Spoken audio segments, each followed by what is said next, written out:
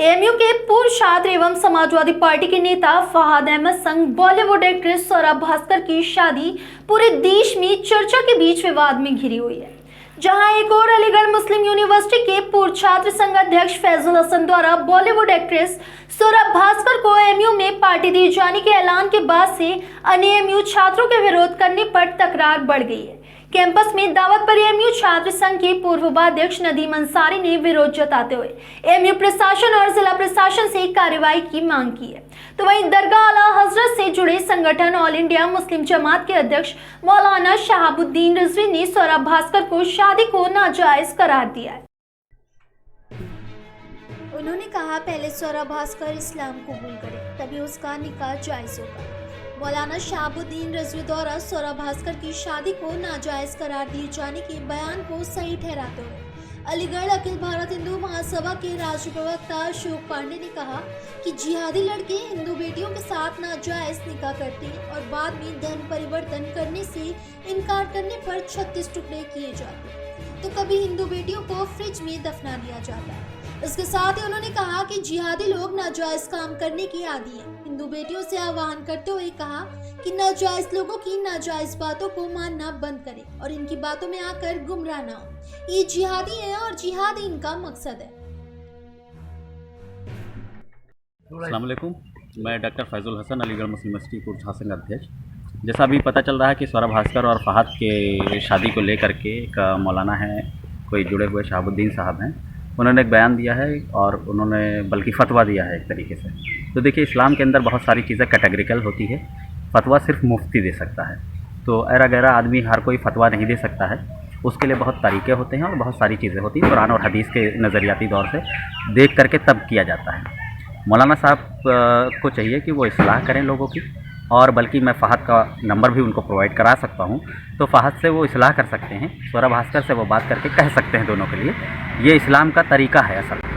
तो ये जिस तरह का बयान दे करके अगर वो मीडिया में बना रहना चाहते हैं वो अलग बात है। जैसे मीडिया में और बाकी मौलाना लोग पैसा ले मैरिज हो गई है अभी, और शादी जो बाकी फाइनल जो है वो मार्च में है करने का प्लान। इससे तो बहुत पहले से भी बात हो रही थी, तो वो कह रहे थे कि एक जो है हम खुलासा करेंगे, लेकिन फैजुल भाई थोड़ा सा वक्त लगेगा, लेकिन जब भी करेंगे तो बता करके करेंगे। तो बाकी हमारे यहाँ से दो लोग भी गए थे, मशकूर उस्मानी जो प्रेसिडेंट रहे, और हमजा नौमान मसूद भी हमारे स्टूडेंट लीडर थे, वो लोग गए थे, बाकायदा अटेंड भी किया है मुंबई में। तो जल्दी ही इंशाल्लाह वो सब यहाँ और क्लियर होगा। तो वलीमे की क्या तैयारी चल रही है? वलीमा मार्च में कहने हैं, शादी का जो है प्रोग्राम वो मार्च में करने का इरादा है। तो आप लोग जाएंगे? सब लोग जाएंगे, जिसको बुलाया जाएगा वो भी जाएंगे इंशाल्लाह। दोस्त है तो जाहिर सी बात है। फहद अहमद जी ने यहाँ से क्या किया था और कौन से सन में किया था? देखिए, यहाँ से ग्रेजुएशन उसने किया है, ग्रेजुएशन के बाद उसने फिर सोशल वर्क करने के लिए मुंबई चले गए, फिर वहाँ से एमफिल उसने आप कंप्लीट। प्रेसिडेंट रहे हैं और आपके साथ किस तरह से कांधा मिला के चले? देखिए, वो प्रोटेस्ट के साथी भी रहे और वैसे भी वो शुरू से हमारे यूनियन से पहले से हमारे दोस्त रहे। तो जब हमारा इलेक्शन हो रहा था तो बाकायदा साथ में भी थे, और उसके बाद भी बहुत सारे मूवमेंट में हमारे साथ रहे। यहाँ से लेकर के बल्कि हम दिल्ली गए तो दिल्ली में बहुत जगह मुलाकात होती थी। यहाँ भी हमारे कमरे पे भी आते रहते थे, जब भी आते थे अलीगढ़ तो मुलाकात ज़रूर होती थी। तो क्या एएमयू में कोई भी अगर इवेंट होता है तो इसकी हम लोग पुरजोर तरीके से मरम्मत करेंगे। किस तरीके से? मतलब क्या है, आपने कोर्ट मैरिज करी है, अच्छी बात है, लेकिन आप वलीमे का जो जिक्र लेके आ रहे हैं, एक तरीके से देखा जाए तो शादी शरिया के तौर पर अगर देखें तो शादी ही जायज़ नहीं है, तो वलीमा क्या होगा? आपको अलीगढ़ में बहुत सी चीज़ें हैं, बहुत से रेस्टोरेंट हैं, बहुत से आपके बारात घर हैं, आप कहीं भी जाके दावत दीजिए। अलीगढ़ मुस्लिम यूनिवर्सिटी में इस तरीके के हम कोई भी इवेंट नहीं होने देंगे।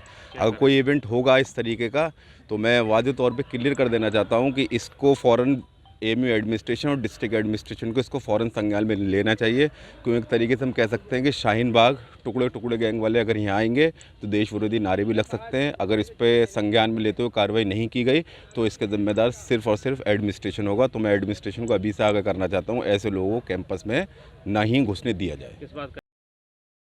से शादी करने का अधिकार है, किसी को भी दबाव बनाना या विरोध करने का अधिकार नहीं है।